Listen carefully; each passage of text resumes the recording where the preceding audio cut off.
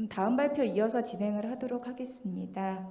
시민 참여를 통한 도시 데이터 생태계 구축에 대해서 서울 디지털재단의 박건철 데이터 혁신팀장이 발표해 주시겠습니다.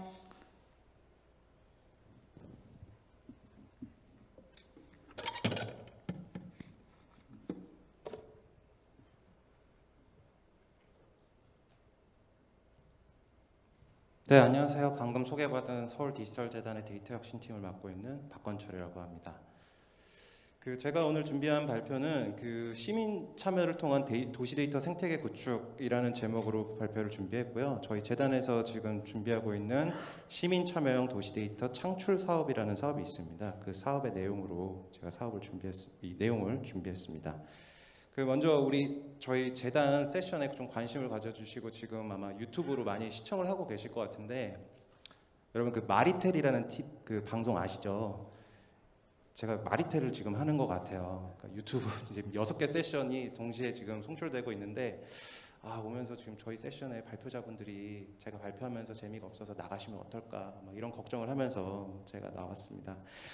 저희 재단 세션 이제 참여해 주시고 관심 가져주시고 있는 지금 시청하고 계신 여러분들 감사의 말씀 먼저 드리면서 제가 오늘 준비한 발표 시작하도록 하겠습니다. 제가 여기 학회장 와서 다른 세션들도 많이 돌아봤어요. 그리고 다른 분들 어떤 내용으로 발표를 하나 쭉 봤는데, 아마 거의 공통된 내용으로 나오는 게 이 포스트 코로나 시대에 이 디지털 기술 또는 IT가 어떠한 역할을 할 것인가, 그걸 통해서 어떻게 피폐해진 우리 사회가 어떻게 극복을 할 수 있을 것인가, 이런 주제에 대해서 모두가 공통적으로 걱정을 하고 계시고 그거에 대한 해결책을 나름대로 이제 말씀을 해주시고 있는 것 같습니다. 저희 재단에서도 사실 그런 고민들을 굉장히 많이 하고 있습니다. 아까 시장님 발표 자료라든지 앞 세션에서도 나왔지만은 K방역이라고 해서 저희가 어떻게 보면 코로나에 대해서 리액션은 굉장히 잘 하고 있는 것 같아요. 이제 다음 단계가 이제 그거를 피폐해진 삶을 어떻게 리커버할 것이고 도시를 어떻게 리빌딩 할 것인가, 이게 굉장히 중요한 관점으로 지금 이제 공통적인 관심사일 것 같은데, 저희 재단 세션 제목이 도시 리빌딩을 위한 시민 참여 기반의 디지털 혁신 전략이라고 세웠습니다. 그래갖고 이런 포스트 코로나 시대에 망가진 도시의 삶, 경제 이런 부분에서 어떻게 우리가 과연 다시 도시를 리빌딩, 다시 재건할 수 있을 것인가에 대한 고민을 하고 있고, 그런 관점에서 저희가 준비하고 있는 이 사업을 말씀드리도록 하겠습니다.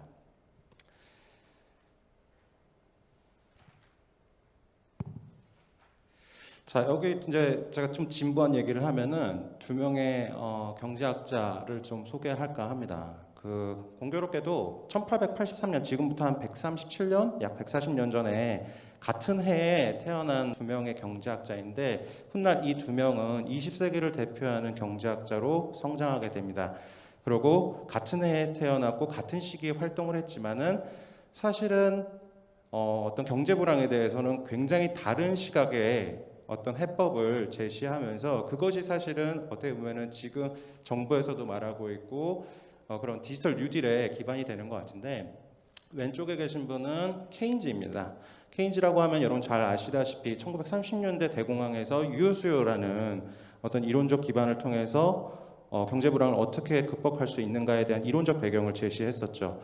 그리고 오른쪽은 슌페터입니다. 슌페터는 사실은 기술혁신이라는 용어를 경제학에 처음 도입해갖고 이론화한 학자입니다.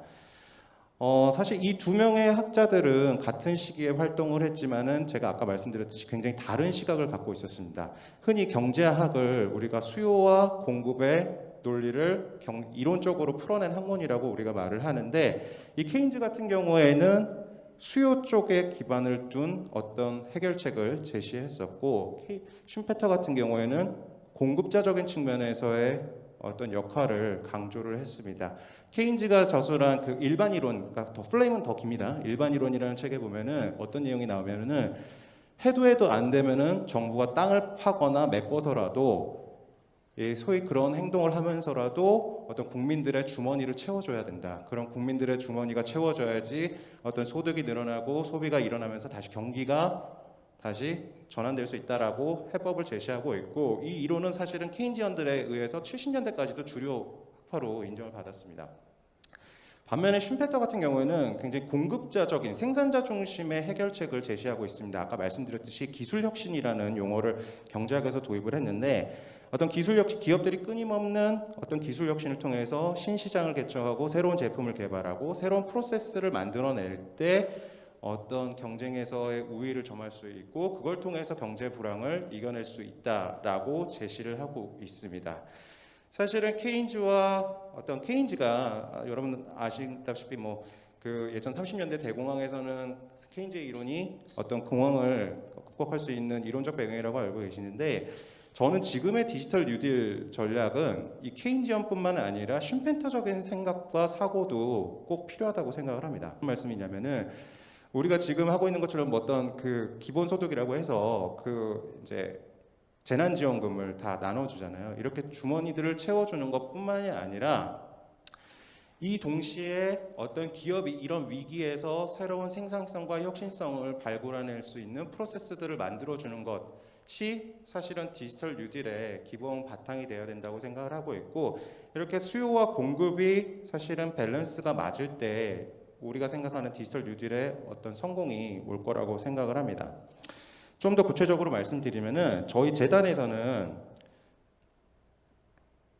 시민 참여형 도시 데이터 창출 사업이라는 사업을 준비하고 있습니다. 이 사업의 내용은 뭐냐면은, 시민들이 참여해서 어떤 공공의 시스템이나 센서들에서 수집되지 않는 데이터들을 시민의 힘으로 수집을 하고, 시민들은 그걸 통해서 어떤 일정 부분의 소득을 창출하고, 저희는 그 데이터, 수집된 데이터들을 이제 모아서 저희가 공공에서의 어떤 혁신적인 서비스를 만드는 데 활용을 하거나 기업들에게 공개를 하면서, 기업들이 사실 이 데이터를 활용해서 또 다른 어떤 성장 동력을 창출할 수 있는 순환 구조를 만드는 게 저희 사업의 큰 거시적인 목표로 지금 두고 좀 추진을 하고 있습니다. 그래서 시민들의 어떤 소득을 창출한다는 부분에서 유효수요를 만들어주는 그런 케인지언적인 접근 방법과, 또 그 데이터를 기업들에게 공개하고 활용하면서 또 어떤 혁신 서비스를 만들게 한다는 데서 슌페터적인 접근, 이 두 가지를 다 고려해서 저희가 이 사업의 목표로 잡고 추진을 하고 있습니다. 자, 여러분 다 아시겠지만 4차 산업혁명 시대에 가장 중요한 게 이제 데이터라고 저희가 계속해서 강조를 하고 있습니다. 앞에 이제 전채남 대표님께서도 말씀을 하셨고, 계속해서 이제 데이터에 대한 얘기도 나오고 있는데, 저희가 데이터가 만들어지는 과정, 또 수집되는 과정을 조금 생각해 보면은 두 가지 관점으로 나눌 수가 있습니다. 첫 번째가 기계적인 관점과 두 번째가 인간 중심적인 접근인데, 기계적인 접근 같은 경우에는 예를 들어서 센서라든지 시스템에서 수집되고 있는 데이터들, 거기에 새로운 가치를 발굴하면서 이걸 활용하는 모델들이 사실 가장 기본적인 걸 거고, 그 외에는 예를 들어서 뭐 SNS라든지 댓글이라든지 이런 데서 발생하는 수많은 데이터들을 자동으로 수집하는 거, 기계적인 접근으로 수집하는 거, 이것이 아마 기계적인 접근, 가장 기본적이고 지금까지 많이 되고 있는 데이터 수집의 방법이 될 것입니다. 하지만 도시에 보면은 이렇게 기계나 시스템이나 센서에 의해서 수집되지 않는 데이터들이 굉장히 많습니다. 특히 우리 생활과 직결되고 있는 여러 분야에서 아직도 데이터가 완벽하게 구축되어 있지도 않을 뿐더러, 사실 아까도 말씀하셨지만 많은 양의 데이터보다도 어떤 가치가 있고 어떤 유용한 데이터를 발굴하느냐, 이게 더 사실 핵심인 것 같은데, 그런 데이터는 사실은 수요자적인 관점에서 시민들이 만들어내고 시민들이 필요한 데이터들을 우리가 발굴하는 게 가장 중요하다고 생각합니다. 그래서 그런 수집되지 않는 데이터에 대해서 시민들이 직접 참여해서 어떻게 보면 휴먼 센서가 되는 거죠. 휴먼들이 하나하나가 센서가 돼서 데이터를 수집하는 방법이 하나 있을 거고, 또 특히 두 번째는 요새 인공지능이라는 얘기 많이 나오잖아요. 인공지능이 뭐냐면은 인공적으로 지능을 만들어내는 것입니다. 인공적으로 지능을 만들어내려면 사실은 어떻게 보면 어떤 사진을 보고서 이 사진은 뭐야? 라고 학습시켜주는 과정이 필요합니다. 사실 이 학습시켜주는 과정은 아직도 사람의 힘으로 많이 지금 진행되고 있는 게 사실입니다. 그래서 그런 부분에서 시민들이 참여해서 학습 데이터를 만든다든지 이런 것들이 아마 인간 중심적인 접근이 아닐까라고 생각을 합니다. 근데 저희는 이 중에서도 사실은 이제 저희가 지금 오늘 제가 말씀드리고 있는 사업은 이 위에 있는 인간 중심적인 접근의 데이터 창출에 대한 내용입니다. 사실 이런 데이터들이 많아야 된다고 말을 하잖아요. 근데 많으려면 사실 그만큼 많은 센서들, 많은 시스템들이 필요할 거고 그만큼 또 많은 시민들의 참여가 필요할 것입니다. 그래갖고 이런 시민들의 집단지성과 집단적인 참여와 어떤 관심을 통해서 필요한 분야의 데이터들을 많이 발굴하고 그걸 활용할 수 있는 생태계를 만드는 것, 그것이 저희 재단에서 준비하고 있는 시민 참여형 공공 데이터 창출 사업의 큰 목표라고 할 수 있습니다.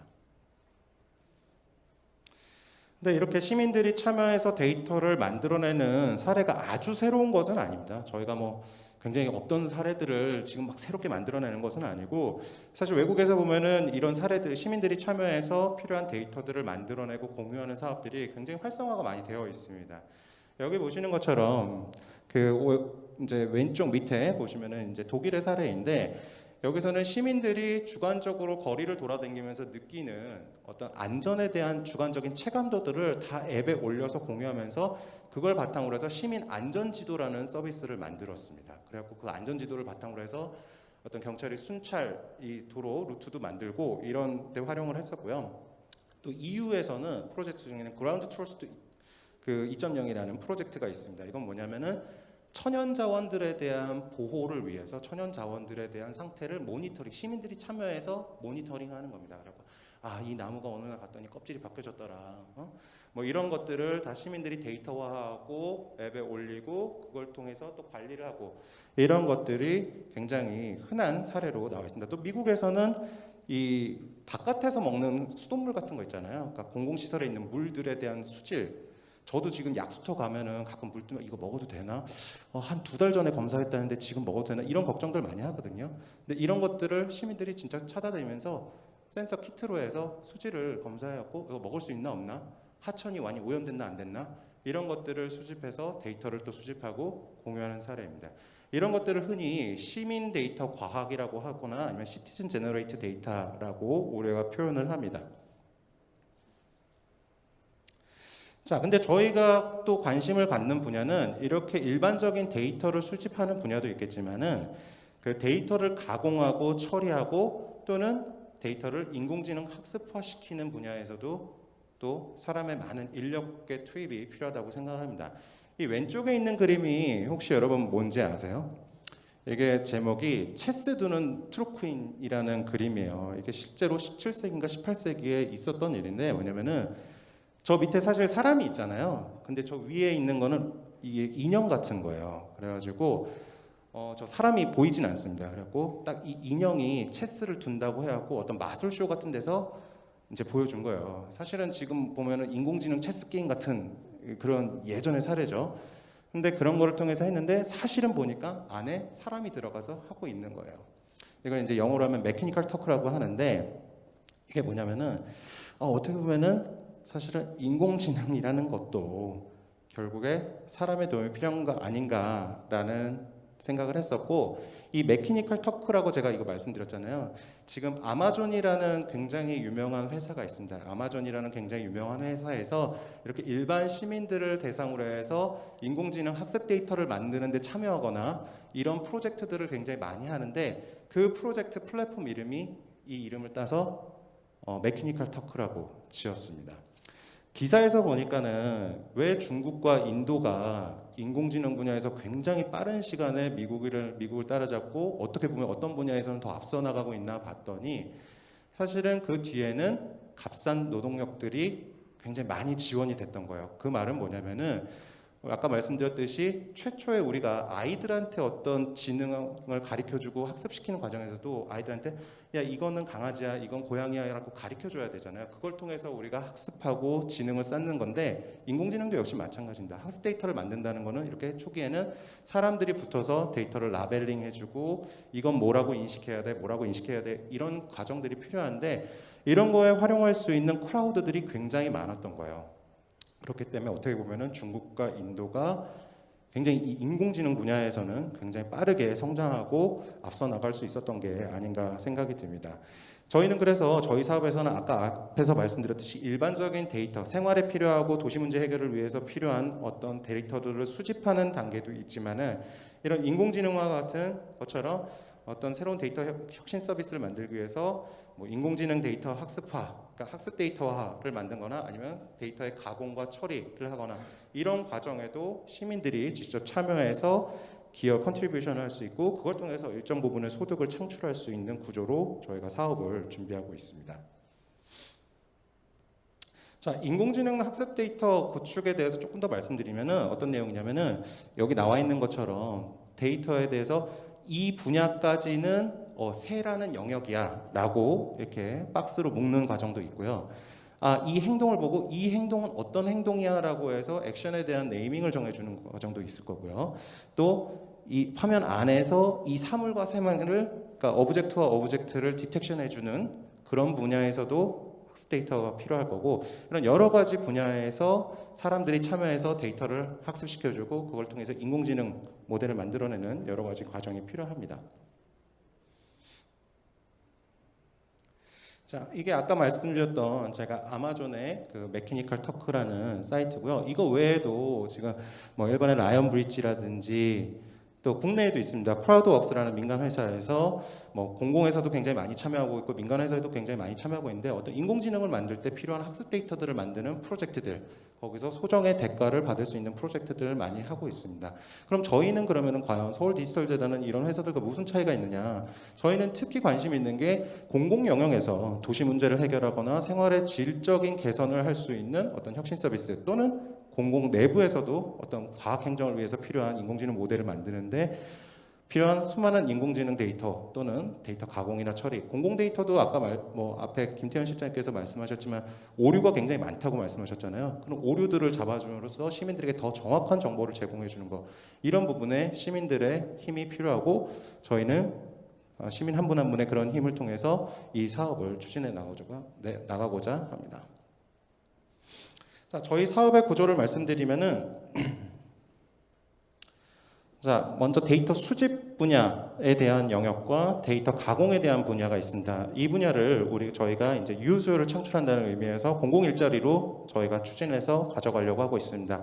약 올해는 한 250분 정도의 시민들의 참여를 받아서 모집을 해서 저희가 시민 데이터 수집단, 이런 데이터 서포터즈 이런 명으로 해서 저희가 모집을 할 예정이고요. 저희가 이렇게 수집한 데이터는 어떤 가공 처리 과정과 검증 과정을 통해서 어떤 저희가 새로운 공공에 필요한 데이터 서비스를 만드는 데도 활용할 것이고 그걸 또 공개함으로써 그런 것들이 민간에서도 그런 데이터를 활용해서 어떤 신규 서비스들을 만들거나 어떤 혁신적인 모델을 만들어내는데 활용할 수 있게 해왔고, 어떻게 보면 사실 저희가 뭐 민간의 일자리를 뺏는다는 게 아니라 공공 일자리를 통해서 민간으로 그 혁신성을 전이한다라는 개념, 그리고 그걸 통해서 전반적인 데이터 생태계의 순환을 이룬다는 관점에서 이 사업을 해석해 주시면 좋을 것 같습니다.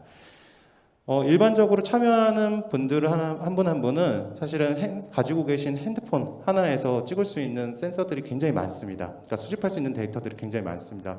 뭐 기본적으로 사진, 동영상, 그리고 높이라든지 고도, 뭐 자이로 이런 부분들에서 굉장히 많이 수집할 수가 있는데 가장 기본적인 그 핸드폰을 통해서 데이터를 수집할 거고요. 그 수집한 데이터를 데이터 플랫폼에 업로드를 하고 또 데이터 플랫폼을 통해서 데이터 플랫폼에 접속을 해서 그런 데이터들을 가공하고 수정하거나 보완하거나 또 아까 말씀드렸듯이 인공지능을 위한 학습 데이터를 구축하는데 저희가 이렇게 구조를 가져갈 예정입니다.